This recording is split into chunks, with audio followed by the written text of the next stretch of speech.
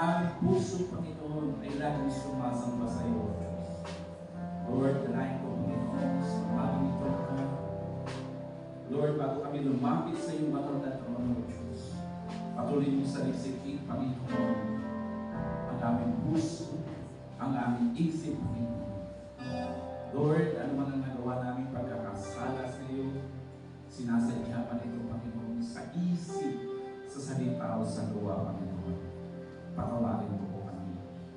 Lord, sinabi mo po, Panginoon, sa iyong salita, na kung ipapahayag ng aming bibig na kami makasalanan, ikaw ay tapat at banal na siyang magpapatawad at lilinis sa aming mga kakutuhan. Ama, maraming salamat po sa kapatawaran na patuloy mong ipinagkakaloob sa buhay ng bawat isa namin. Maraming salamat po. Lord, patuloy namin tinataas sa iyo, Panginoon, ang aming bansang Pilipinas, O God. Lord, nakikita mo, Panginoon, ang kagalumihanan, Panginoon. Lord, sa aming gobyerno, Panginoon. Lord, kunin nga, Panginoon, pagalingin mo, Panginoon, ang aming bansa, O God. Alisin mo, Panginoon, anumang gawa at angka ng Diablo, Panginoon, sa aming bansa, O God. Maging, Panginoon, sa mga namumuno, Panginoon, mula presidente hanggang sa pinakamababa, Panginoon. Patuloy mo sila, Panginoon, bigyan, Panginoon. Hallelujah, ng wisdom and knowledge, Panginoon, upang mapatakbo nila, Panginoon, na maayos ang aming bansa, Panginoon. Lord, alisin mo ang mga kurap, ilagay mo, Panginoon, ang mga anak mo na tunay na naglilingkod sa iyo. Ama, maraming salamat po, Diyos. Kunin nga maging, Panginoon, balutan mo ng banal at makapangyarihan mo dugo ang aming bansa. Pwede po, Panginoon, tinataas namin sa iyo. Hallelujah, ang aming gawain sa umaga nito, God. Na kung saan, Panginoon, itataas ang iyong dakilang pangalan sa lugar ito, God. Lord, tuloy nga samahan mo ang aming praise and worship, Panginoon. Ang aming hallelujah music reading team, Panginoon, upang mapasalamatan ang iyong dakilang pangalan sa pamamagitan ng mga awitin ito, God. Bigyan mo sila ng anointing power na nagmumula sa iyo. At hayaan mo, Panginoon, ikaw lamang may taas sa kanilang buhay. Thank you po, Panginoon, sa mag-ahayag ng iyo sa iyo. Lord, Brother Mike, Panginoon, na kung saan ikaw, Panginoon, ang siyang lulukob sa kanya, God. Samahan mo siya habang siya'y nagsasalita, Panginoon, at bigyan mo siya ng wisdom and knowledge na nagmumula sa iyo. Maraming salamat po. Palutan mo siya ng iyong banal mong dugo at pagpalain mo ang kanyang buhay sa buong kanyang pamilya. Maraming salamat po. Patuloy namin nagkakatiwala sa iyo. Hallelujah, ang gawain mo sa lugar, Panginoon, na kung saan ikaw ang maitataas, Panginoon. Maraming salamat po kami, Panginoon, sa sitio Suha, Panginoon. Lord, patuloy mo rin ingatan ang gawain mo sa sitio Suha, O God. At dalahin ko, Panginoon, kumilos ka sa lugar, Panginoon, na kung saan ikaw din ang makikataas, O God. Ama, maraming salamat po sa mga gawain mo na patuloy at patuloy. Hallelujah, laban na, Panginoon, sa umaga ito. Maraming salamat po. Tuloy nga wala kaming magagawa kung wala ka sa amin. Kaya Lord, minsan pa, tanggapin mo ang lahat ng papuri, pasasalamat, kalwalhatian, sa pagkanis at talatayang pangalan ng aming Panginoong Jesus. Ang lahat po ay magsabi ng Amen. Sige po, aawit tayo sa Panginoon. Aawit po tayo na bago sa ating tayo.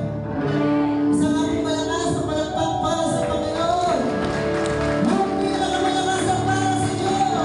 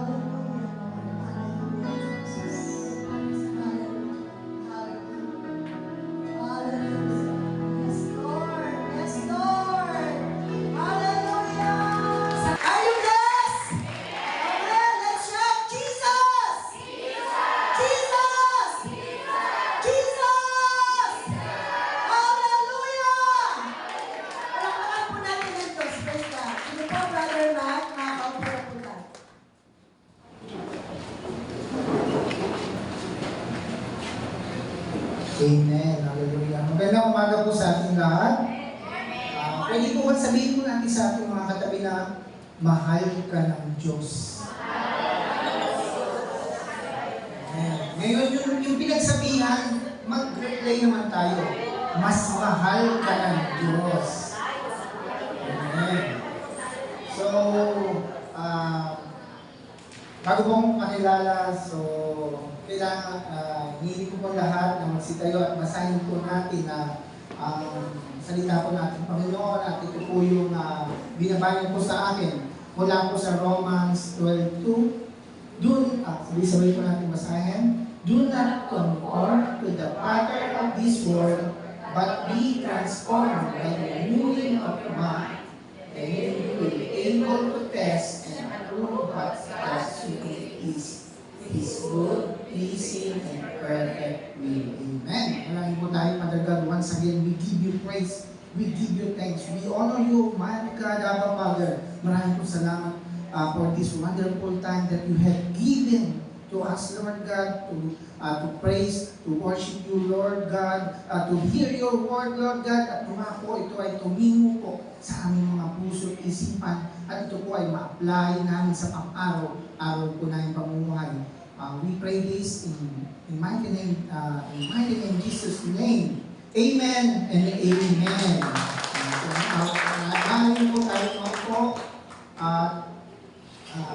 Bago po ang lahat, doon po sa mga hindi po nakakakilala at ako po si Brother Mike, yung minsan on and off sa prayer and discipleship dahil po busy rin po tayo, marami tayong pinagkakapalahan. So, Brother Mike po, taga Bulacan po, nagtataka po kayo, bakit napunta si Brother Mike sa Marilao, samantalang taga Bulacan po siya. So, to make the story short, balik po tayo sa way back, nandun po ako sa Korea. Meron po missionary pastor po doon na taga-ROG, main po Ortigas, na doon po siya lang nag-charge pag nag-mission sa Korea. At nung nalaman po niyo, malapit na po matapos yung aking kontrata sa Korea. So sabi niya sa akin, Brother Mike, baka pwedeng pag-uwi mo ng Pilipinas, continue mo yung pagsaserve kay Lord by attending our church. At yung pinakamalapit na church na pwede kong ma-recommend sa iyo ay ang ROG Marilao. Siyempre, walang iba na mamahala o nanunod doon yung pinakamaganda naming pastoral, si Pastor. Hallelujah! Amen. Amen po. Glory to God! Glory to God. Hallelujah. So, ayan. Kwento ko na rin po, napagalitan po tayo dati ni Pastora Elvin, nagkaroon po kami ng tampuhan. Kasi nga po, nabalitaan po niya na una po akong nag-preach mismo doon sa Bulacan po na pinag-aatingan ko. Sabi niya, dito ka rooted. Parang ganyan na lang po yung inisip ko sa bagay nga po. As a core ethics, dapat po, di ba, dito ako naging rooted. Dapat dito po ako nag-start. Pero mabigat po, may wording sa akin noon, hindi ko masabi sa ko, Pastora Elvin, na una ako nakapag-preach, LOC, Love of Christ, Bulacan po. Pero nung nailabas ko po sa kanya yun, nasabi ko, ayan po, pinarusahan ako ni Pastora Elvin na kailangan mag-preach sa Bumao, sa Green Forest, sa Golden Hills, at pati sa Sitio Suha, maganda-handahan. Kahit napakalayo sa inyo na kailangan mo mag-preach sa Sitio Suha, kabisaduhin mo yung daan. So, kinabisado ka na po yung daan. Mula Bulacan to Sitio Suha. So, Pastor Elvin, 30 minutes din ba to? Hindi ba 1 hour and 30 minutes? 40 Sige po. So, sabi ko nga po, nalaman niyo po yung konting background ni Brother Mike, bakit taga Bulacan napunta sa Marilao, ROG Marilao. So, iyan muna po natin, tutukan muna po natin yun. So, ang binaba po ng ating Panginoon sa akin ay yung mula na po sa Romans 12:2 na do not conform to the pattern of this world, but transform by the renewing of your mind. Then you will be able to test and approve what God's will is, His good, pleasing, and perfect will. Sa Tagalog po, huwag kayong makiayon sa takbo ng mundong ito. Sa halip, hayaan ninyong baguhin ng Diyos ang inyong pag-iisip upang maunawaan ninyo ang kanyang kalooban. Sa gayon, magagawa ninyo kung ano ang mabuti, kalugod-lugod at ganap na kalooban ng Diyos. Amen. So, ang ating pong title po ng aking ibababa ngayon, yung pong, alam naman po natin God's will. Lagi po natin narinig yan, prayer, discipleship, AM, PM, God's will. Sa preaching ni Pastor Eddie, Pastor Fernand, Pastor Nice, God's will. So, ngayon po, discerning God's will. Ano ba yung kalooban? Ano ba yung pakunawa? Ano ba yung malalaman natin sa God's will? Papaano? So, alam niyo po ba na discernment is a gift because discernment is ability of a person to see something is behind the scene. Marami po yan. Pwede pong sabihin natin naging advanced na yung pag-iisip ng isang tao na pwede niyang malaman kung pwedeng mangyari. Ba't hindi niya sa sariling kakayahan? Kakayahan po ito na spirit na pagkakaloob po sa ating Panginoon. So, naniniwala ba kayo na ang discernment ay regalo po sa ating ng ating Panginoon? Amen. So, bigyan ko po kayo ng tatlong sample po. So, basta po hinawakan ko ang manibela ko, mabiyahe man po ako ng Pampanga, Marilao, San Jose del Monte o kahit si Joshua, hindi po pwedeng kausap po ang ating Panginoon habang nagdadrive ako. Dahil pag yan, nakaligtaan ko po, ang laki ng impact sa akin. Dahil minsan nakalimutan ko kinakausap ko si Lord habang nagdadrive. Nung may nag-counterflow sa akin, uminit ka agad yung ulo ko. Ano ba itong kamote na ito? Para sasalubungin pa. Pero, kadalasan po pag habang ako nagdadrive, kahit may nag-overtake ng counterflow, God bless you. God bless you. Kumaga, ganyan na lang po ang impact po sa akin. One time po nang biyahe ko papuntang Pampanga. Gabi na po ito nag-aagaw po yung dilim at liwanag. Ang 40 to 50 meters, hindi po biro yan sa isang driver. 40 to 50 meters. Doon sa ganong sitwasyon po, may bata akong nakita na sa gawing kaliwa, ganun po sa bandang kaliwa. Na-discern ko na po, or inikalaw sa akin ng kalooban natin Panginoon, kung ano yung pwedeng mangyari. Pero yung 40 to 50 meters, may nakita akong bata. Bigla na lang may, yan po, na-discern ko po na sabi ni Lord, magdahan-dahan ka, tatawid yung bata na yun. So, yes, Lord. Nag-minor na ako, ang kastil misis ko, nasa likuran ko, dala namin yung kolong ng tricycle.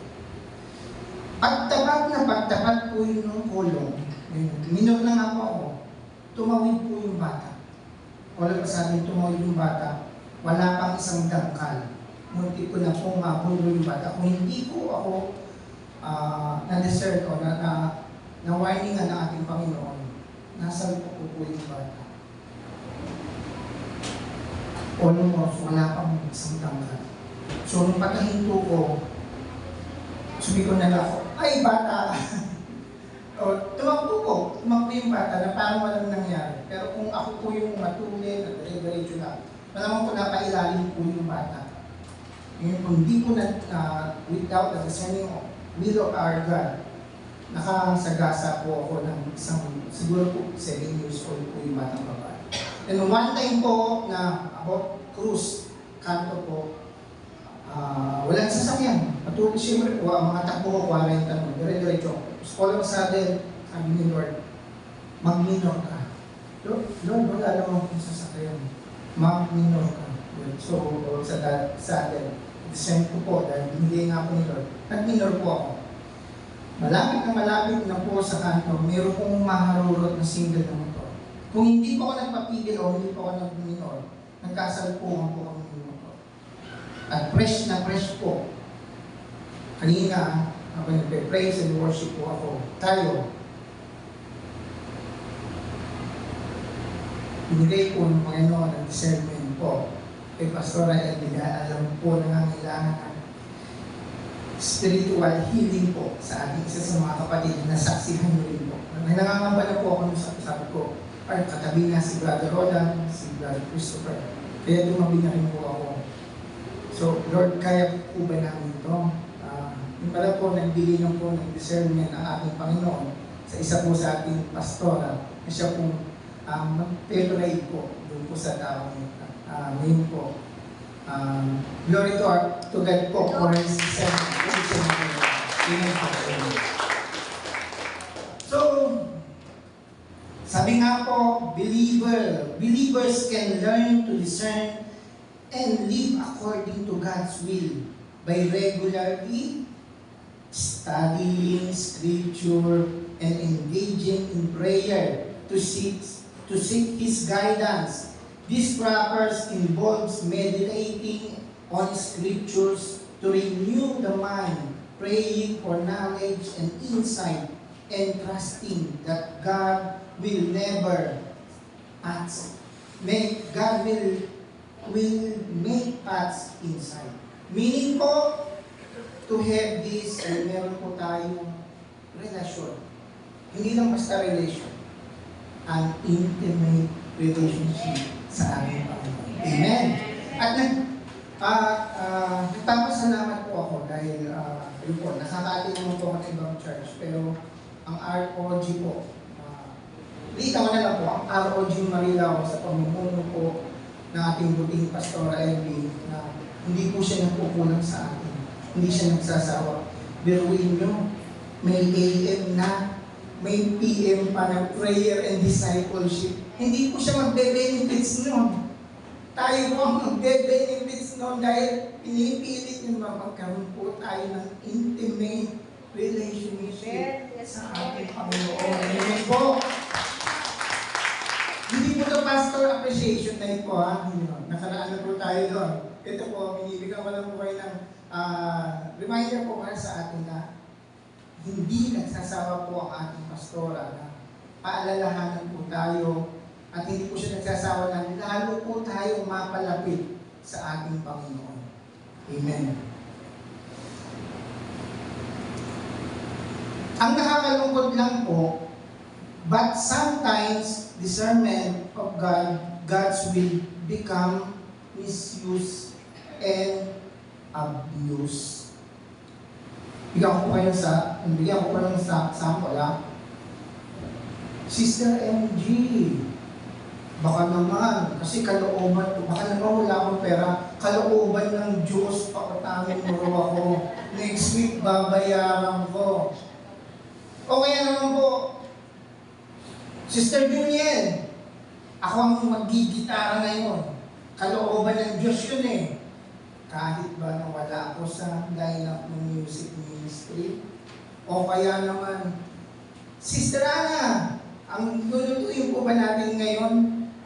Sopas. Kasi kalooban ng Diyos, magluto tayo ng sopas para sa feeding. Kahit ba kaluluto na naman ng sopas. So, ano po ang hindi dito? Nagagamit din pala at na-abuse yung kalooban ng ating Panginoon. Na minsan hindi po natin namamalayan na na-abuse na pala po natin yun. Amen po. Ito pa, mga example ba kami ito mga kapatid. So, ano ba? Kailan mo ba ako sasagutin? Parehas naman tayo nasa ROG Church. Sagutin mo na ako. Kalooban ng Diyos na sagutin ko, kumating mo naman akong boyfriend. Pero pwede ba kung, kasi nga po, na-abuse na nga at ginagamit na God's will sa pwede ng pagsabihan. How to to discern God's will, meron din pala pong recipe. Paano natin ma-discern ang kalooban ng ating Panginoon? So, ano po ang una? Walang iba kundi po, study the Scripture. Study Scripture regularly, reading and meditating on the Bible helps in understanding God's way as it is considered a roadmap for living. Kapag pala po nagpapasa tayo, syempre, alam po natin na, has title, alam natin na, almost ang Bible po, ang ating map po dito po sa earth, dito po sa mundo na to. Alam po natin yan na hindi po tayo maliligaw ng landas kapag binabasa po natin ang Bible. Kasi po, hindi lang naman po pagbabasa yan. Kinakausap po natin si Lord at sa pamamagitan po ng Bible, ibigay po niya sa atin ang kasagutan po sa ating mga katanungan. Sabi nga po sa 2 Timothy 3:16-17, states po dito na all Scripture is God's breathed and useful for teaching, rebuking, correcting, and training in righteousness, so that a person of God can be complete and truly equipped for every good work. Sa madaling salita po, wala pong tapon. Wala pong tapon dito. Amen. Kasi nga po, hindi lamang po ito yung si Lord ang may siya po mismo ito. Ito po yung kanyang salita. Amen po? Amen. Pangalawa po, pray for guidance. Pray for guidance. According to Philippians 1:9-10, and this is my prayer, that your love may abound and more in knowledge and depth of insight, so that you may be able to discern what is the best and may be pure and blameless for the day of Christ.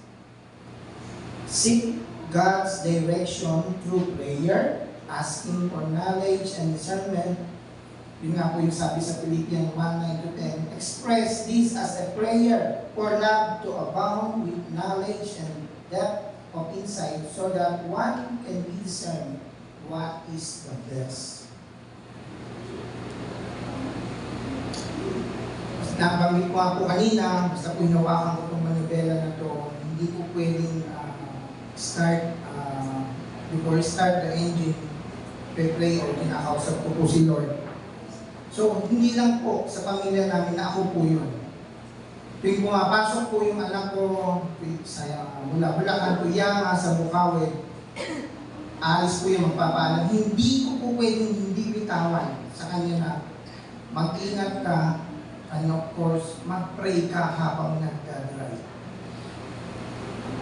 Tested and proven po yun. Sa 2 taon na pagdadrive po niya, pagpasok sa Yama, hindi minsan po, pag nagpaalam siya, hindi ko pwedeng hindi sabihin yun. At sa 2 taon po na yun, hindi po siya pinababayaan ng ating Panginoon makasagi, makasagasa o madisgrasya man lang. He is protected by the love and grace of our God. Amen.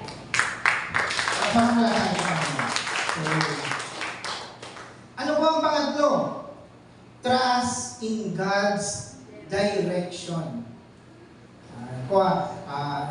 Dito po ang title po natin, discerning of God's will, and po yung mga sangkap. Ang pangatlo po ay trust in God's direction. When faced with decision, rely on God's rather than your own understanding. Sabi nga po sa Proverbs 3:5-6, encourage trusting the Lord with all your heart and assure that He will make your paths straight. Ito po yung naman ng Proverbs 3:5-6.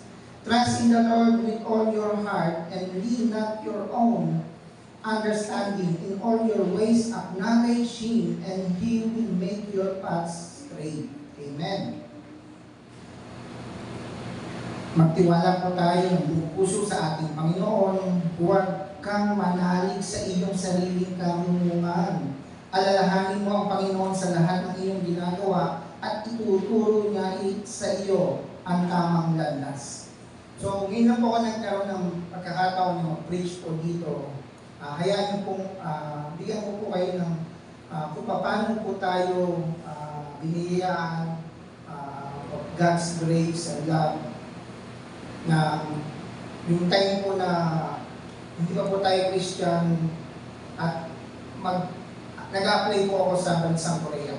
Alam niyo po ba na almost tuwing Friday lumuluwas po ako at nagpupunta ako ng Quiapo Church para lang manalangin sa ating Panginoon na sana po ay makapasa po ako sa exam sa pagpapuntang bansang Korea.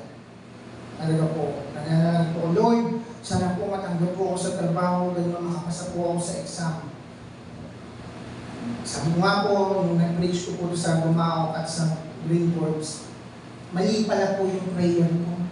Kasi po, ang binigay sa akin ni Lord, hindi lang po trabaho. Ang binigay po sa akin ni Lord, yung makilala ko po siya ng lubusan. Yung makita po ako sa bansa. Amen.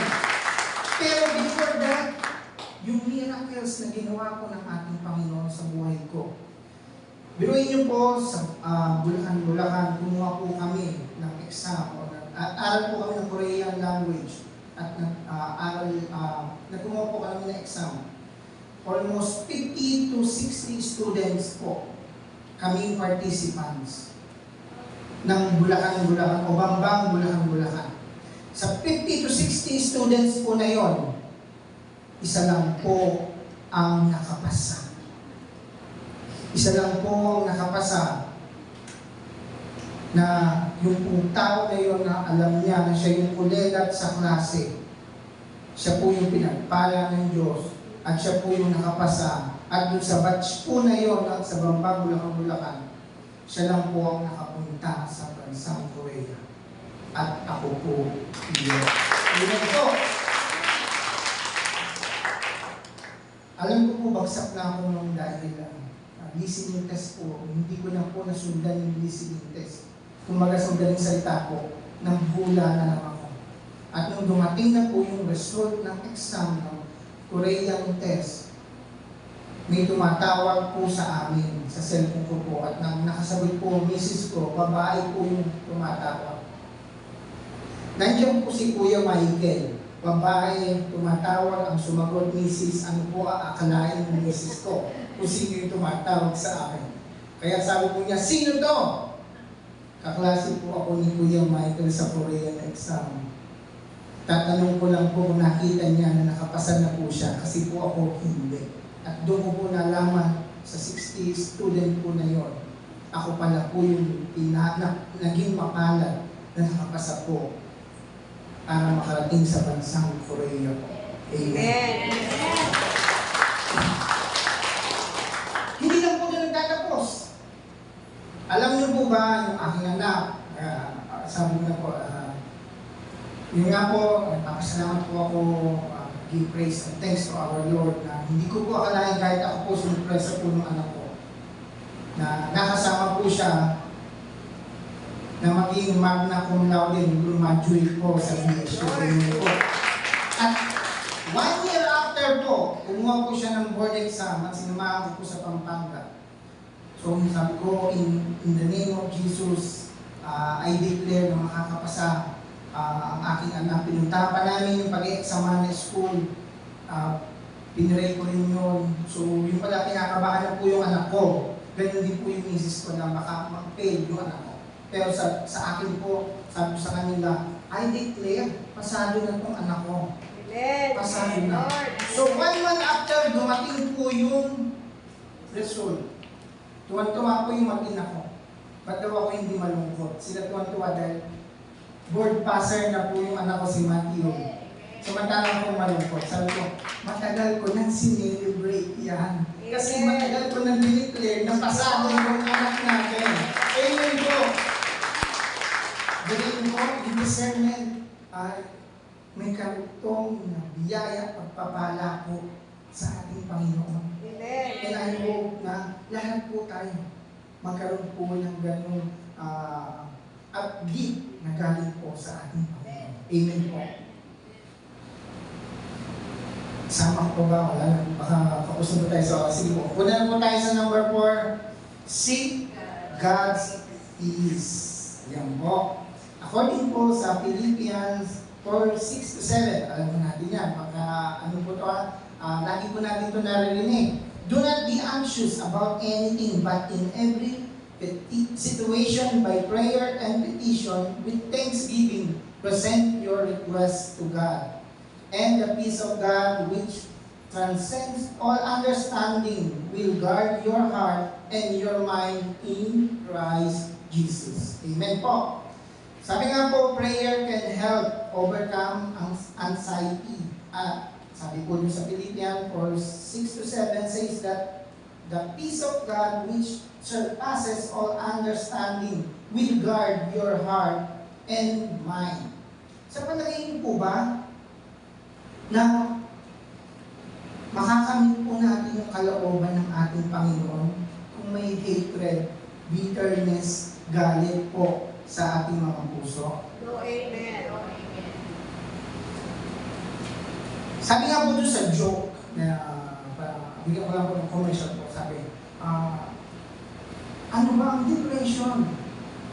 Ito yung sobrang kalungkutan, sobrang ganyan-ganyan, sabi ko lang. Ano naman ang kabaliktaran ng anxiety? Sumagot po ako. Ang kabaliktaran po ng anxiety ay happy yung sister.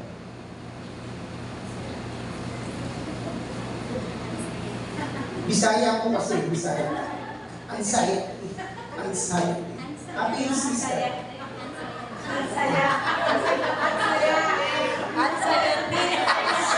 Happy yung sister ko. Amen. Amen po, amen. Anxiety. Dapat daw po ganun tayo, lagi tayong happy. Happy sister MG ko, happy yung sister Julian ko. Ganun lang po. Kung tayo maging puro anxiety, kabaliktaran po dapat ng anxiety. Anxiety. Amen. Hallelujah. Amen. Hallelujah. Loading pa po ba? Loading? Amen po. Amen. Wala po tuloy ako. Siningin ko pa kasi yun. Practice spiritual. Yun po. Sige po. Bigyan ko kayo ng sample ng seek God peace. Dapat po lagi doon mayroong peace, kapayapaan yung ating mga puso at wala yung galit, bitter, o yung anxiety, depression. Dapat po tanggalin na sa ating mga puso. Ano man po ang ginagawa natin, nasa loob at labas man po tayo ng church. So, bigyan ko kayo ng sample na labas po tayo ng church. Biruin niyo po 1.5 o isang oras na naman po. Minsan po kasi pag hindi po tayo busy, nilalabas po yung tricycle, namamasada po ako. So, pipila po ako dun sa toda namin sa terminal. Pipila po ako ng mga kulang-kulang isang oras. Ngayon, minsan po natapat po sa akin, senior citizen po, sumakay. Sinakay ko po. Biruin po kulang isang oras na nakapila, sumakay senior citizen. Medyo mahaba rin po yung biyahe. Nung bumaba po siya, pinayaran po ako ng 20 pesos o 15 pesos po. Ano? Dapat po ba ako magalit? Dapat po ba ako magalit? Alam niyo po kung ano sinabi ko sa kanya? Nay, ingat po kayong pagbaba. Bakit po? Concern, dapat maging concern ako sa pasahero ko. Baka mamang madapa ang buhay. Yun po yung tinutukoy na seek God peace in our heart and in our mind po dapat. Ano man kung nasaan po tayong sitwasyon, ano man kung ginagawa natin, ano man yung trabaho natin, seek God peace. Yun lang po. Amen po. Ang panglima po at panghuli, practice spiritual discipline. Refer to consistently engaging in intentional faith-building activities to grow closer to our God, foster spiritual growth, and cultivate virtues like love, gratitude, and godliness. Sabi nga po sa 1 Timothy 4:7-8, have nothing to do with godless myth and old wives' tales. Rather train yourself to be godly, for physical training is of some value, but godliness has value for all things, holding promise for both and present life and the life to come. Sabi nga po sa Tagalog, huwag mong pag-aksayan ng panahon ng mga alamat na walang halaga. Sa halip, sanayin mo ang iyong sarili sa makadiyos na pamumuhay. Sa pagsasanay ng katawan ay mayroon din pakinabang. Ngunit ang makadiyos na pamumuhay ay mapapakinabangan sa lahat ng paraan sapagkat ito'y may pangako hindi lamang para sa buhay na ito ngayon, kundi maging sa buhay na darating. Sabi nga po, reject false superstitious teaching in favor of training yourself for godliness. Isa na po yung pinakasimple po dito na dati po ginagawa po namin ito, pero nung nakakilala nga po tayo sa ating Panginoon, pinilit ko po na huwag nang ipatupad po yun sa loob ng aming tahanan. Ito po yung pamahiin. Pasensya na po yun sa matatanda. Talaga po, nung una po talagang dating ko po, lagi po namin pinagtatalunan ng misis ko po eh. Umalang po kasama ngayon sa ibang kadahilan. Sabi niya, wala namang mawawala. Susundin naman natin ito. Sasabihin ko, meron. Kasi, biruin niyo po, kung may biyahe kayo, mahalaga yung meron kayong event na pupuntahan at nakaayos na kayong lahat, nakasakay na ako sa motor ko, kung may dumaan na itim na pusa, hindi kami tutuloy, kaya tagal namin pinulahan yun. Kasalanan ba yung pusa na maging itim siya? Hindi ba pwede, technicolor na lang siya, may polka dots na itim. Hindi po kasalanan ng pusa, may kasalanan yung pamahayin na pinaniniwalaan. Ito pa po isa, huwag daw ako magwawalis pag gabi. Kasi ako hindi po, basta makaramdam po ako ng alikabok sa bahay. Nagwawalis na po kahit gabi. Sabi ko, ayun po, sabihin nyo, minamardal din misis ko. Sabi, huwag kang magwalis, lalabas yung grasya.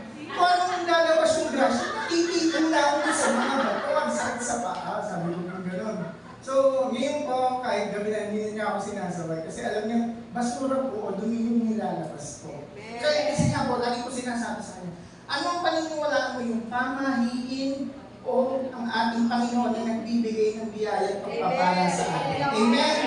Amen po. Ano natin ang Panginoon? So, yan ang po yung mga sangkap para po patisyan po natin yung God's will. Na alam mo naman natin na minsan po, kahit ako po sa buhay ko, nakakaligtaan ko po yung iba. Pero at the end of the day, pinipilit ko po bumawi kaya sa ating Panginoon. At syempre po, natin po yung repentance, pangingin po ng tawad sa Kanya na, Lord, pasensya na po, nakalimutan ko po na ang inyong gabay po para sa akin.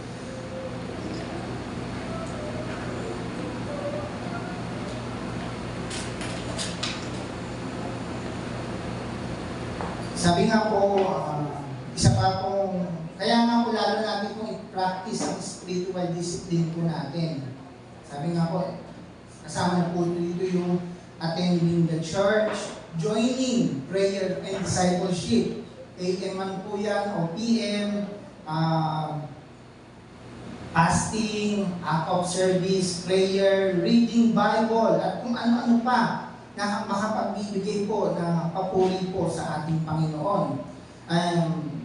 At if you want to have this kind of ability, sanayin po natin ang ating sarili na maging spiritually strong and not, ulitin ko po if you want to have this kind of ability, na discerning God's will, sanayin mo ang sarili na maging spiritually strong and not spiritually weak, because God doesn't abandon you. Kung may mga problema po tayo, God doesn't abandon His children. You might be spiritually weak because of spiritually malnourished men. But the Word of God isn't just truth. It is spiritually nutrition. It strengthens your inner man, but here's the problem.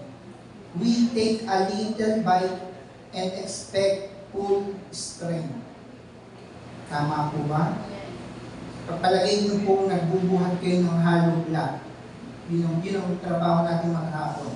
At gagawin lang po natin isang kutsarang tubig at isang pita lang ang ating merienda o tanghalian. Kapalagay niyo ba makakailang balik kayo sa paghahakot ng hollow block na yun? Ganon din po sa ating ang spiritual na kakayanan. Kung babasa ka lang ng isang Bible verse at ang babasahin mo palagi yung John 3:16 na alam po natin, halos alam po natin na yun lang at yun ang ating babasahin at hindi na po tayo lalayo o mag-grow pa. Sa palagay niyo po ba lalakas po yung ating spiritual wisdom, knowledge, o mapapalapit tayo sa ating Panginoon? Mananatili po tayo kung nasaan po tayo nung una. Hanggang ngayon po, nandun pa rin po tayo.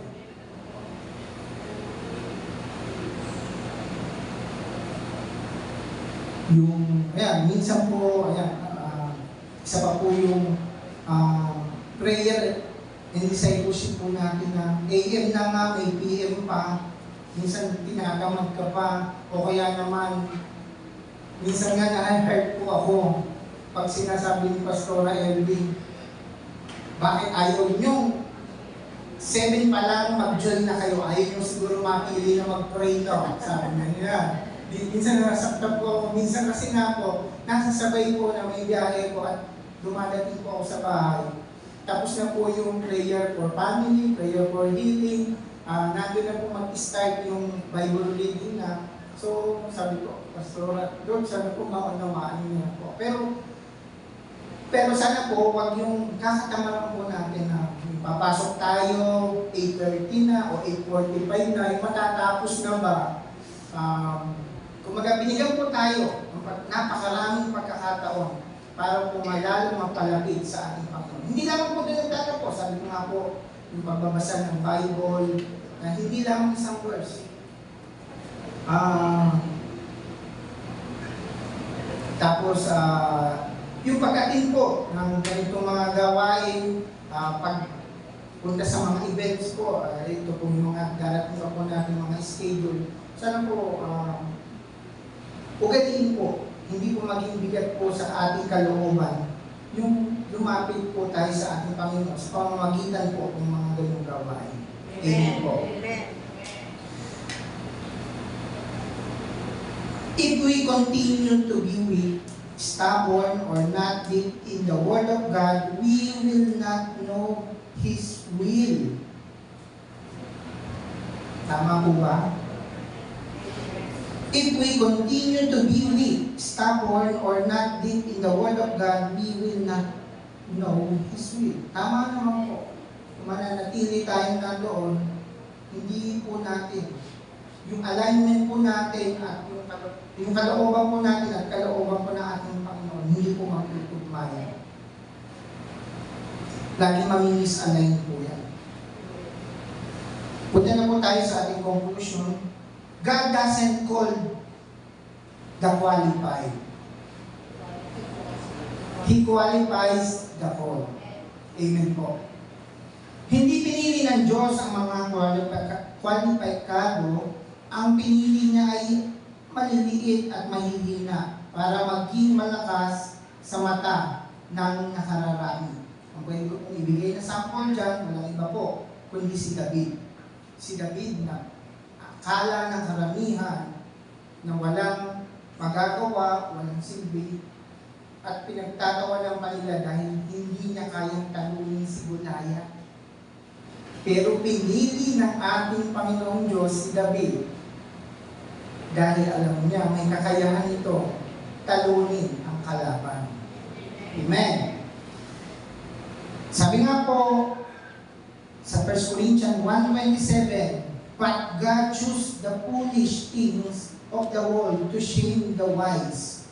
God chose the weak things of the world to be shame the strong. Sa Tagalog po, ngunit pinili ng Diyos ang mga itinuturing ng mundo ng mangmang para sa ipahiya ang marurunong. Pinili ng Diyos ang mga itinuturing ng mundo na mahihina para ipahiya ang malalakas. At tayo ang tinutukoy po dito. Tayo po ang tinutukoy na pinili. Pinili tayo to discern God's will. Amen. Magandang umaga po sa ating lahat. At pagkakita ng Lord. Amen. Palakpakan po natin ang Panginoon.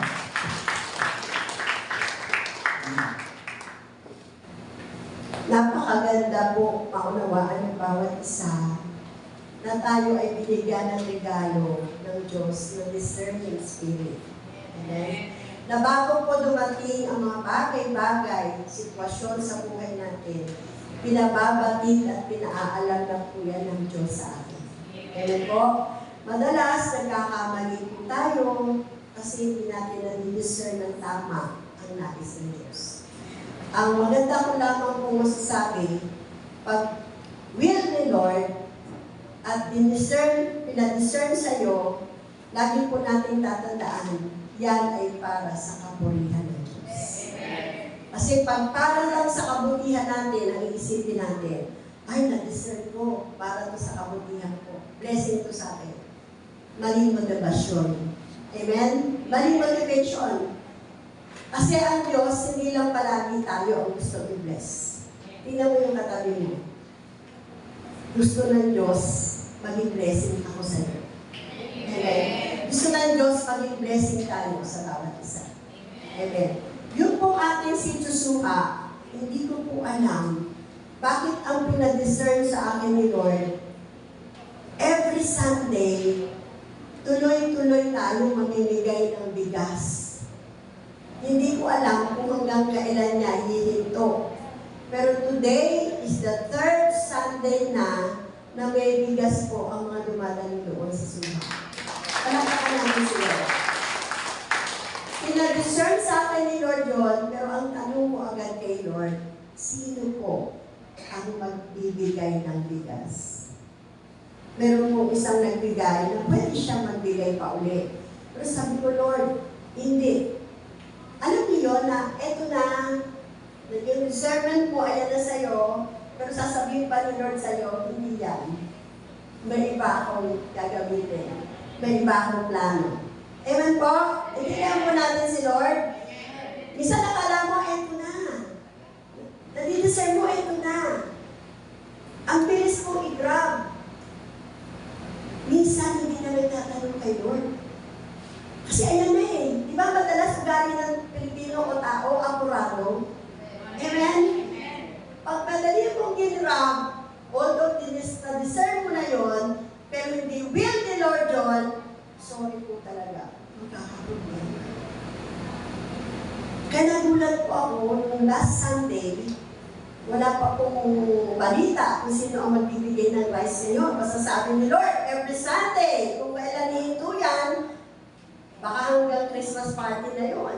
Amen? Kasi may nagsabi na sa akin, sige, sa December 10, ako magbibigay. Wow! Meron na nga akong 2 kaban sa bahay. Maghihintay na nga ng 3 kaban na kapares. Amen po! Wala naman may-mention si Lord. Asa meron po nagsasabi. Actually, nagbigay ngayon, nagsimula ito sa discernment. Hawak na yung pera, nakikita niya magpapakain, hindi niya alam kung saan. Sabi ko lang sa kanya, Sabi ni Lord, sapa ka sa akin. Kaya nung makita niyang may bigayan, meron po akong hawak na pera para dito pala yun. Sige po, sa next Sunday, bibigay ko din natin. Amen po. Amen. Kaya ko sinashare sa inyo kasi, ang sarap at sobrang nakaka-bless pag yung discerning spirit na niregalo ni Lord sa'yo, nagamit mo ng tama according to God's will. Amen? Amen? Isang sample na madalas nagkakamali ang mga babaeng magaganda dito. Ay, na-discern ko, siya na yung aking the one. Ang gwapo, tall, dark, and handsome. Ha? Na-discern ko, uy, na-discern mo talaga. Minsan, ang umiiral, pagnanasa ng laman, pagnanasa ng mata.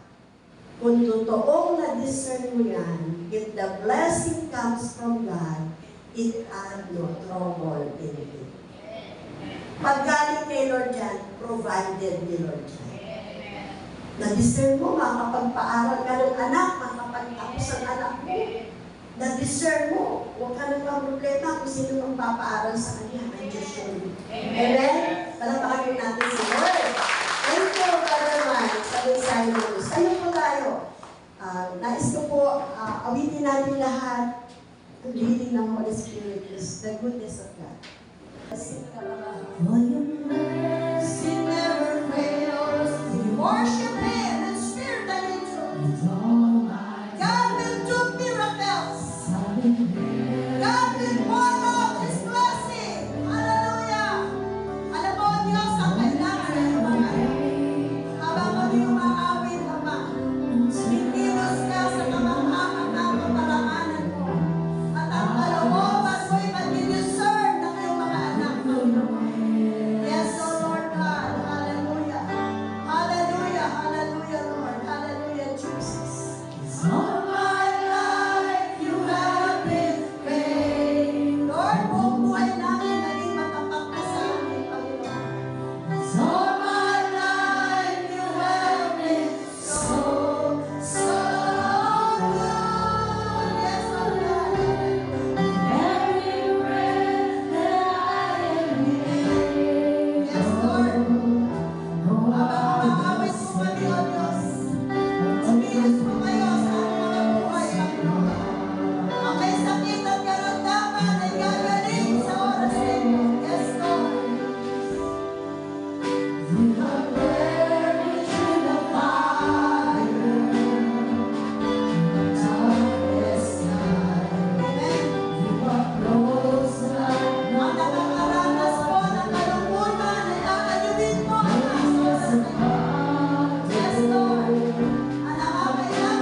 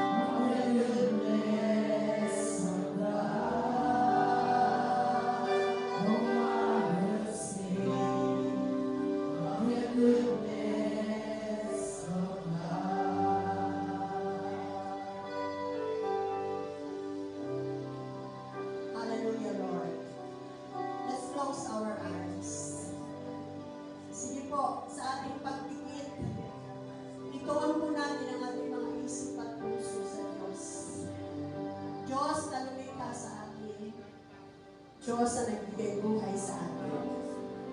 Sa oras po ito, isuko natin ang buong buo sa Diyos. Kung kaya mo itaas ang kamay mo, itaas mo. At sa simpleng pangungusap, sabihin mo sa Kanya, God, sinusuko ko po sa iyo ang aking buhay. Hindi ko po ito kaya. Kailangan kita. Sa oras na ito, kayo po ang manguna. Kayo po ang maghari. Ang may mga sakit at karamdaman, hilingin niyo sa Diyos. Ang complete healing ay maramdaman natin ibuhos niya sa oras. Kung mayroong hindi magandang relationship, kanino man, hilingin mo sa Diyos na magkaroon ng restoration. Magkaroon ng kaayusan ng relasyon natin sa ating mga mahal sa buhay, sa ating kapwa. At ang ating mga loved ones, kung mayroong kabuluhan, hindi pagkakasundo-sundo, it's about time to ask God na ang pag-ibig niya ang siyang dumaloy sa puso ng ating mga mahal sa buhay. Kung ikaw ay nangangailangan, meron ka mga bayarin, meron ka mga gastusin, kulang ka sa pananalapi, humingi ka sa Diyos at ikaw ay bibigyan. Ang kumakatok ay pinagbubuksan niya. Ang humihingi ay binibigyan niya. Ang humahanap sa Kanya ay masusubukan niya. Ano man ang kalagayan ng bawat isa, kung isusuko natin sa Diyos ang lahat-lahat at hindi tayo mag-iiwan sa ating puso ng anumang kabigat, ang Diyos ang ikilos. Ang Diyos ang mag-take over at mamamahala sa ating buhay. Father God, narito po ang iyong mga anak. Tulungan mo po kami to discern your will, O God. Kaya po madalas kaming nagkakamali. Hindi po namin nadi-discern ang kalooban mo. At madalas nagkakamali rin kami ng pagpili. Hindi tama ang aming pinipili. Tulungan niyo po kaming piliin namin ang mga bagay na makapagbibigay kaluwalhatian at karangalan o Diyos sa iyong pangalan. Salamat sa iyong mensahe, O God. Bless us, Father, na yung gift of discernment, Panginoon, malakaran namin, maisapamuhin namin upang masunod po namin ang layunin at kalooban mo sa aming buhay. Dalangin ko po'y pagpapala. Pagpapala ang ibigay mo po sa bawat isa sa amin, Panginoon. Even ang iyong lingkod, Panginoon. Alam mo po ang nais ng puso ng iyong anak. Lahat kami naririto, O Diyos. Ang nais po namin, makasunod kami sa iyong kalooban. Ikaw lamang at wala nang iba, O Diyos, ang pakikinggan namin. We are opening our hearts to you, Father, right now. We are opening our spiritual ears, O God, and we want to hear your voice, O Lord. Speak to us, O God. Speak to us, Lord. Kung ano yung nais mo, mapakinggan namin. Kung ano ang kalooban mo, malakaran po namin, O Diyos. Dahil pagdating, Panginoon, ng dulo, ng lakbayin namin sa buhay na ito, dapat isa lang ang aming bibitiin marating, yung buhay na walang hanggan sa piling mo, O God. Kaya outside the will of God, ma-discern namin ang mga bagay na hindi mo kalooban para tuloy-tuloy, O Diyos, hanggang sa pagbabalik mo o pagbawi ng buhay na pinahiram mo sa amin. Only the will of God ang siyang lalakaran namin, Panginoon. Salamat, O Diyos, sa discernment spirit na meron kami na regalo mo sa amin. Nawa magamit namin ito sa tama at pag kami, O Diyos, sumakad ng malayo-malayo sa iyo. Hindi masigat, intimate relationship sa iyo, Lord, ang basa pamuhay nila. Salamat ka pa. Pagpalain mo po, Brother Mike, Panginoon. Continue to bless his life. Continue to reveal more revelations, Panginoon. Ipapahagi niya sa iyong mga anak. To God be the glory. This is our prayer in Jesus' mighty name. Everybody says, Amen! Tapakan mo natin sila.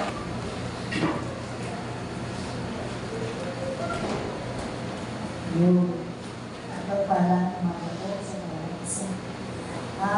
Naniniwala po ako na wala pong inantok ngayong umaga. At pasalamat po tayo talaga sa Panginoon dahil hindi po naantala o hindi po nagambala yung ating service ngayong umaga.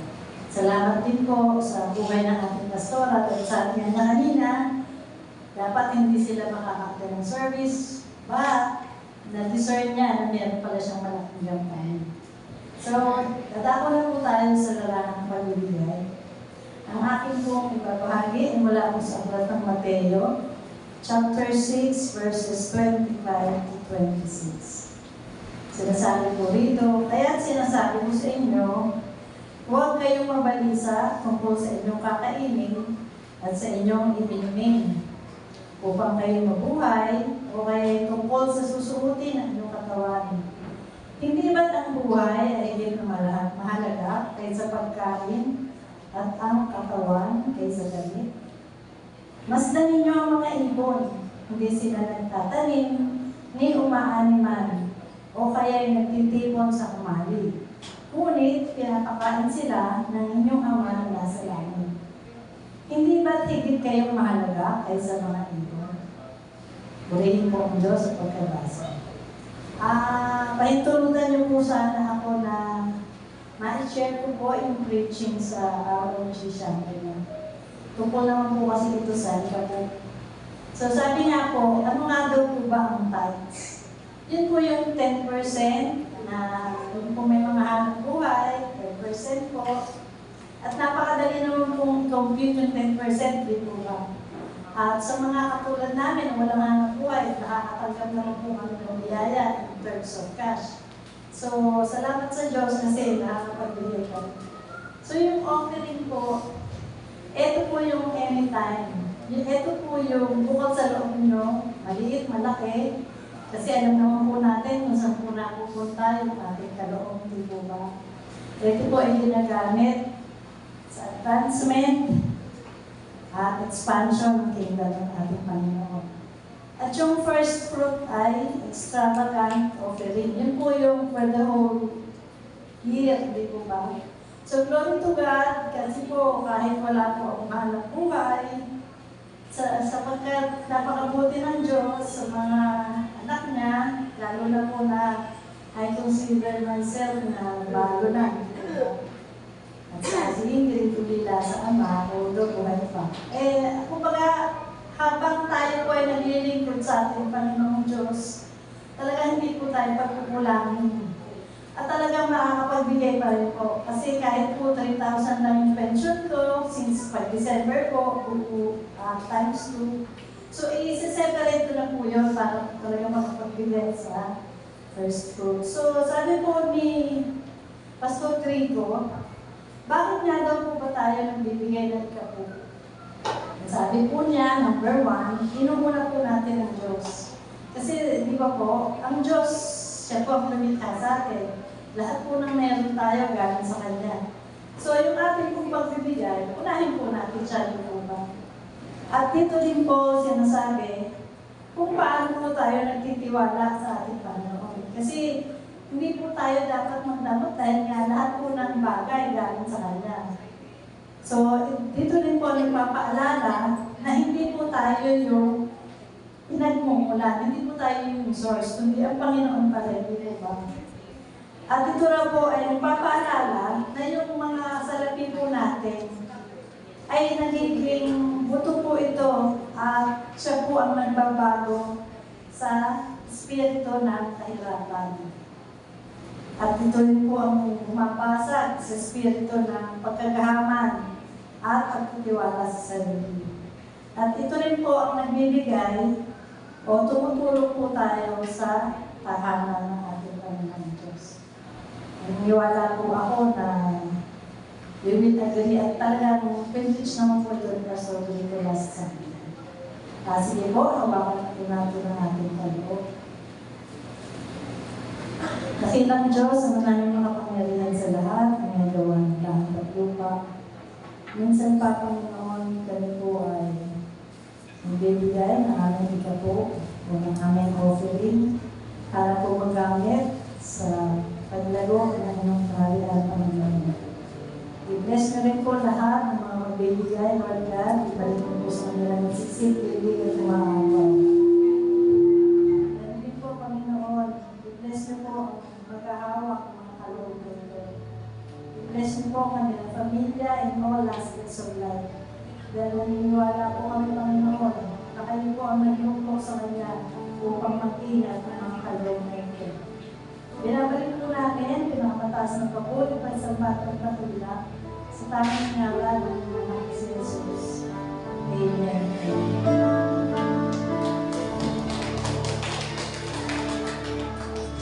Hallelujah, Lord God. Hallelujah, Lord Jesus. Oh, hallelujah, hallelujah, hallelujah. Bigyan mo po, O Diyos, ang panalangin ng iyong mga anak. Kayo po magpala sa bawat isa namin. Father God, pati po, O God, ang kabigatan ng puso ay dalahin ng bawat isa.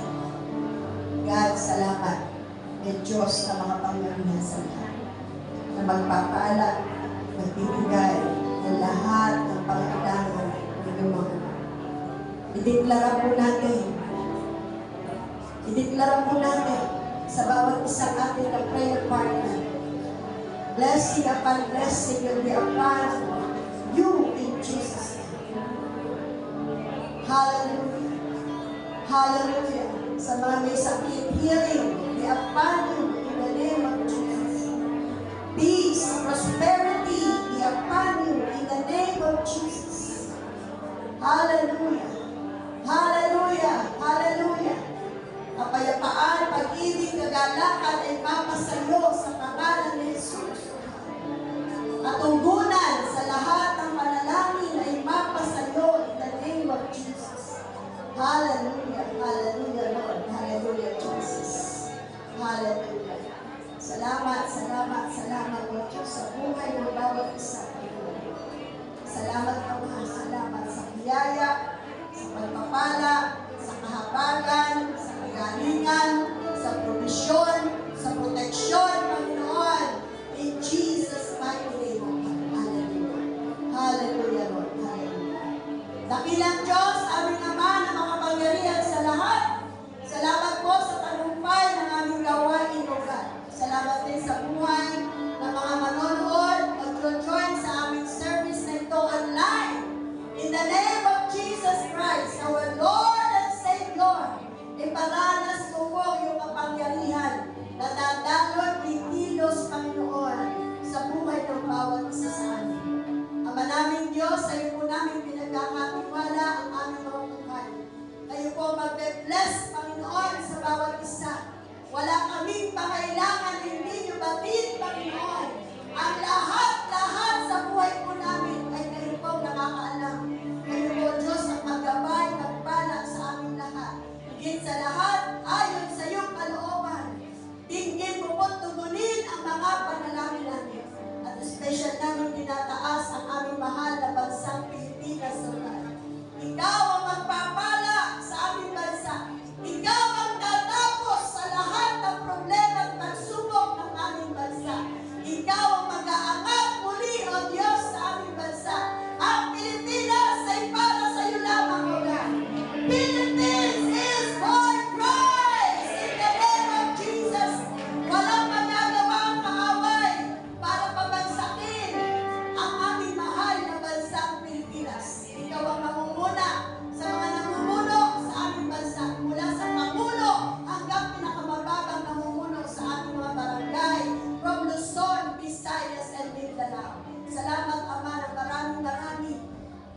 nakilala ka namin ang iyong anak na si Jesus ay tinanggap namin bilang Panginoon namin tagapagligtas.